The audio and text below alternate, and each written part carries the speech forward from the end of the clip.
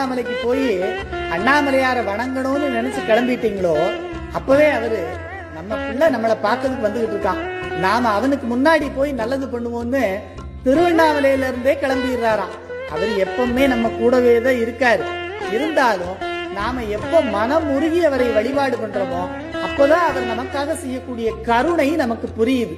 சரி, வழி நடுக உங்களுக்கு எந்த சிரமமும் இல்லாம திருவண்ணாமலைக்கு கூட்டிட்டு போக வேண்டியது அவருடைய பொறுப்பு. அங்க போய் சேர்ந்த உடனே ஆடி பாடி அவரை வழிபட்டா நாம எத்தனையோ பிறவிகள்ல செய்த பாவம் எல்லாம் போய் நமக்கு நல்ல கதி கிடைக்கும்.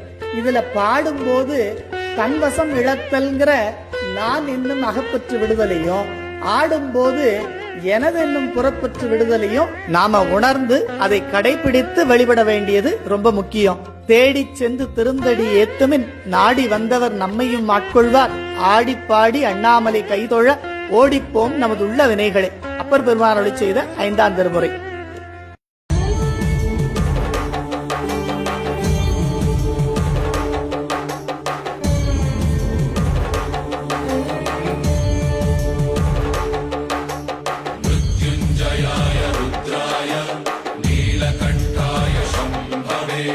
अमृतेशाय सर्वाय महादेवाय ते नमः।